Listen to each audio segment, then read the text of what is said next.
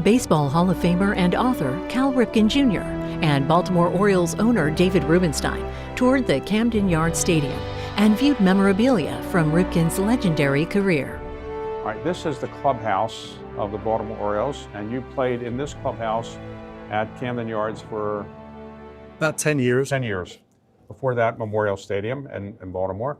And this is the records of the World Championships where the Orioles won the World Series 66, 1970, and 1983. And so 66 and 70 was BC before Cal. Right.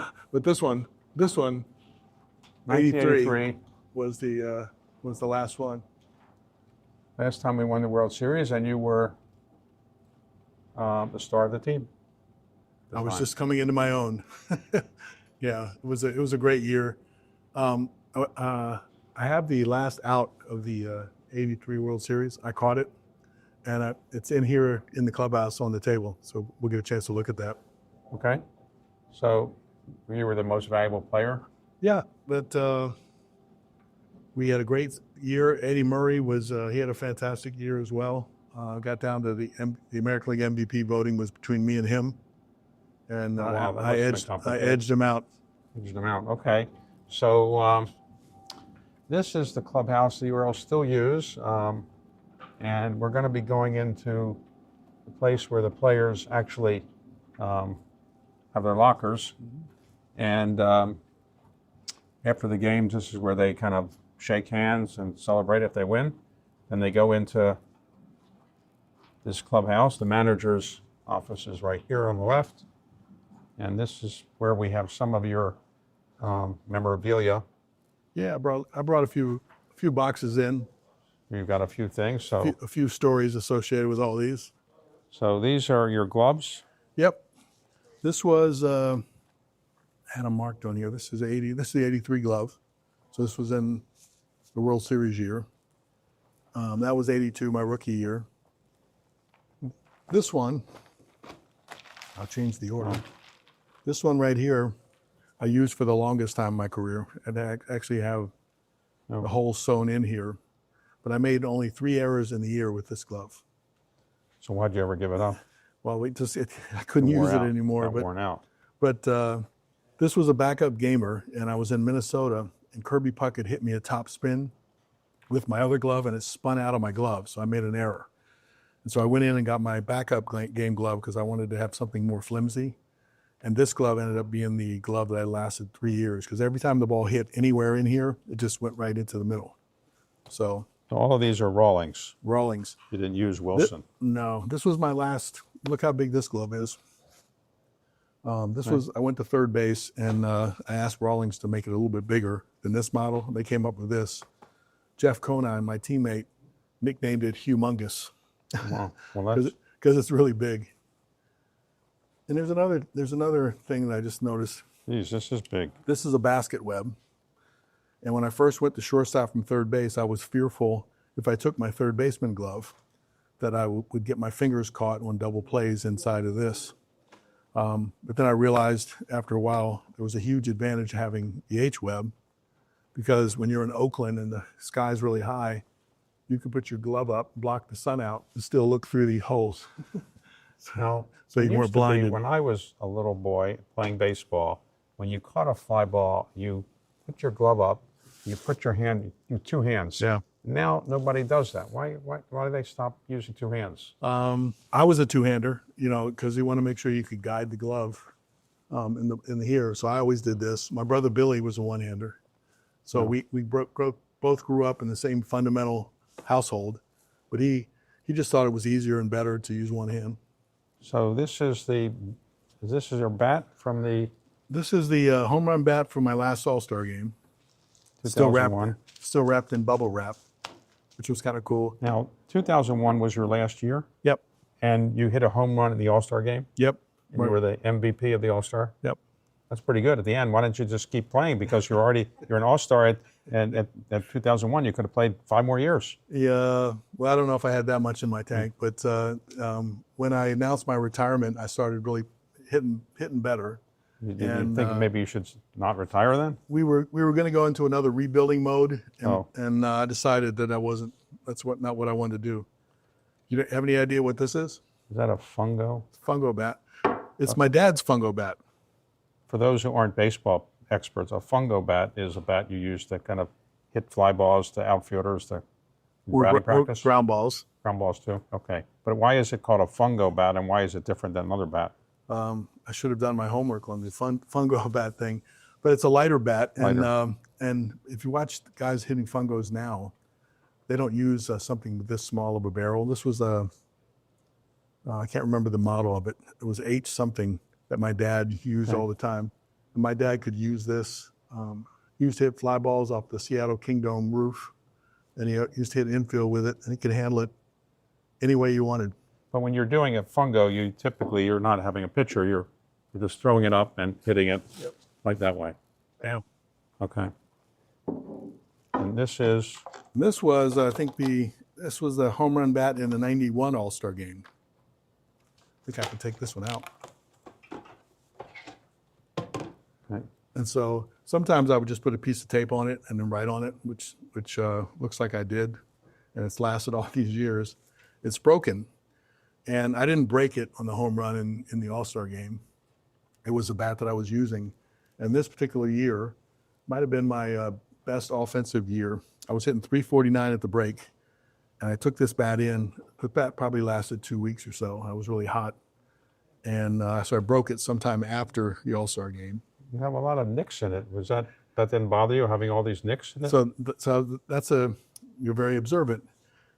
This comes from hitting the cleats on the bottom of my shoe. Oh, I see. And many times, the deeper ones represented, I didn't agree with the umpire. Oh, okay. And there was my way of taking some frustration out on the bat. But when you see a bat with this many marks, you know it had a pretty good lifespan. It was probably at least 2 weeks. Now, when you were playing baseball, and your manager was Earl Weaver, he used to go out and complain about the balls and strikes calls and yell and scream and so forth. And players did too. But now players, they never fight with the umpires anymore on the balls and strikes. Why is that? You get thrown out of the game now if you do that? Well, you were always supposed to get thrown out of the game. You weren't allowed to question balls and strikes. Okay. But there was always a gray area that you could do it in the right way. Earl got thrown out of many games for arguing balls and strikes. Nowadays, the strike zone is mapped, and you'll see the guys go in the club and pull out the iPad to see if it was on the corner or not. And sometimes that creates an argument the next time up, or somebody yelling out of the dugout. But for the most part, they accept it. It's either right or wrong, and they know what the outcome is. Now, Earl Weaver was the Hall of Fame manager that you played under, among other, and he was only 5'6", and he used to kick dirt on the plate and kick dirt on the umpires. Nobody does that anymore, right? No, I think instant replay and the greater scrutiny and mapping of the umpires. It was usually their discretion. They had their own strike zones. They kind of ran the game. Right. And then now it's, everybody has the same strike zone you're supposed to pitch to. And so the accountability, I think, is up. So there's not nearly the arguments that used to take place. I got it. All right. Because when you argue with someone without proof, you go, I'm right. And he said, you're right. And I go, we can't both be right. We have two different things. I said, is it possible that you're wrong? And every time I ask an umpire that, they said, no, you're wrong. Well, let me ask guys, I used to see Earl Weaver and other people, when they used to protest with umpires, they would get really close to them, like the umpire couldn't hear. Why couldn't you just stand like this? Why did you have to get right in front of 1 inch away from the person? And they turn their hat around sometimes. What was the reason for that? Is that just show? I mean, why did you have to get that close? He could hear you if you were just a foot away. I wish we could ask Earl that. Okay. I think it was a point of emphasis. It made it bigger. Here's the ball for the World Series. This is the ball that the last out of the World Series I caught. Little line drive back to me. So when we won the World Series in 1983, you caught the last ball? Yep. Wow. 1983 World Series. And it was in the time when they still rushed the field. So the fans would come running on the field in the celebration. Somebody tried to take that out of my glove, and I had it in there, so I had to strong arm it a little bit. Wow. Somebody tried to take my hat for in Philadelphia. So you grab both those things and you run off the field. Jeez. Okay. But nobody was getting this ball from me. This is your... That's a helmet I think I wore in the night of 2130. the record tying game. I found that this is batting gloves I wore in the 21-31 record breaking game. The batting gloves give you greater grip on the bat. Is that the? Yeah. Why you wear Yeah. I don't know whether. And then they decorated them really nicely. That was a little bit much for me. Wow. But Iron Man Rip 8 on the gloves. I noticed that today, when baseball players are wearing their helmets, they have more of a flap right over their here. So they didn't have that in your day. There are a few guys that got hit in the face that, as a precaution, after they came back, they would wear sort of a brace there. I don't like all the armor that they wear now, but there's two things I think I would have adapted to. One was this bar, Right. Because I think I got hit in the head 7 times, I think, and every time I was looking for a curveball, and they threw a fastball up here. Right. And so you're waiting for a curveball to break, and then you go, oh no, it's not a curveball. So this would have helped a lot. I got caught on my chin with one pitch that just nicked me right here. Well, when a pitcher hit you in the head, you didn't go out and hit the pitcher, or you don't do that. No. I mean, very rarely, when you get hit intentionally, usually. And those times I didn't get hit intentionally, no. Okay. But that, and maybe they have a pad on the back of your hand that people wear now. Because a lot of times if it's up and in, and you have that pad, like I used to try to turn my head and put my hand up, and that would have been helpful. Yeah. I would just run away, saw the ball coming. So what do we got over here? Well, this is the actual cleats I wore in 21-31. Oh, wow. They had a little. They were more like a synthetic suede. I was styling back then. These are the gloves in 21-30. These are the jerseys in 21-30 and 21-31. The uniforms have come a long way in 30 years. Oh. This was my last home jersey. Last game of my career. No, this was the one. Yeah. Last game of your career? Last game of my career. Last jersey I ever wore was this one. What was it like the last game you walked off the field, ran off the field? Must have been something. It was a little bit more emotional than I thought it would be. I thought it was you just ride off in the sunset. I desperately wanted to get a hit my last at bat, and I flew out to center field. Oh. And I was in the on-deck circle with a chance to get another bat, and Brady Anderson hit in front of me, and Brady Anderson struck out, so I never got the chance to That was it. do that. Now, this is baseball. This was the first game ball, first 4 and a hit. So this is the game that you broke the Lou Gehrig's record. 21-31, right. Mm-hmm. Oh. So it's interesting, too, because this was the first time they played with a ball that had we actually played the game with the number 8 logo on here. Oh, wow. And the orange stitching, so Wow. that was really cool. And you've written about 30 different books over the years, and a lot of them are autobiographical, some are novels. So A bunch of kids books. This was a kids series with Disney that we picked the travel team to talk about some of the issues that happened when you were kids. Super Slugger was a kid that was kind of stocky, had a different build, and sometimes he was made fun of, but he was a really great third baseman. Hothead was kids that have a hot temper, and that was me when I was growing up. And so there's ways to kind of talk about how to deal with your temper in there. This is your main autobiography. Autobiography. That was the first one, yep. Yeah. Yep. Wow. Okay. 1995, I think it came out. Or a couple business books. This was kind of fun. The Get in the Game one, The 8 Elements of Perseverance to Make the Difference, which was really cool. We kind of look into how you were able to play all those games in a row. What were the traits and the things that you cared about? This is a cool book. This is a coffee table book that happened in '95, so that's 30 years old. Cal on Cal. It has they made 2,130 of these. This edition, I think this is number 920. Wow. And every one of them was, I signed. Well, that's cool. Great book. I had that sitting around the warehouse. I thought it would be a nice gift.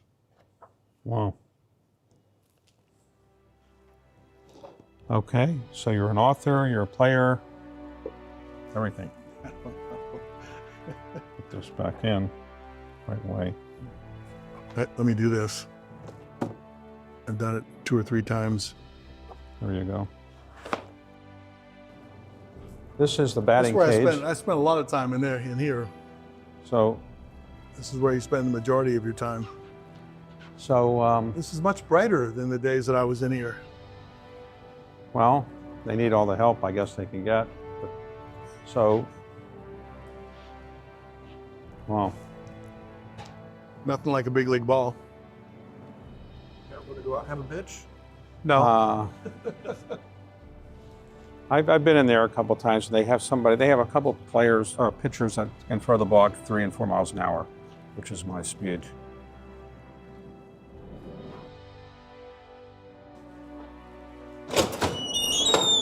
None of these marks were mine. Oh, okay. None of those. Oh, wow. Wow, looks different. I told you the story about my seats, and Yeah, but you have the best seats, right? my dad, there were manager seats in Memorial Stadium. They fired Dad after 6 games. And the ticket manager came back and said, "Can you get the tickets back from your dad?" And I go, "No, but I've been asking you to buy tickets for some time now. How about I buy those seats?" And they let you do that. They let him buy them. So I've been a season ticket holder since 1988. Oh, wow. And so these, when we came to Camden Yards, since mine were right off the on-deck circle of Memorial Stadium, these became... But your father came back as a third base. the next year, yeah. Yep. How many years did he coach after he stopped being a manager? Ooh, that was 89. He was gone by 95, so I'm guessing 93 was his last year. So he probably had Right. 89, 90, 91, 92, 93.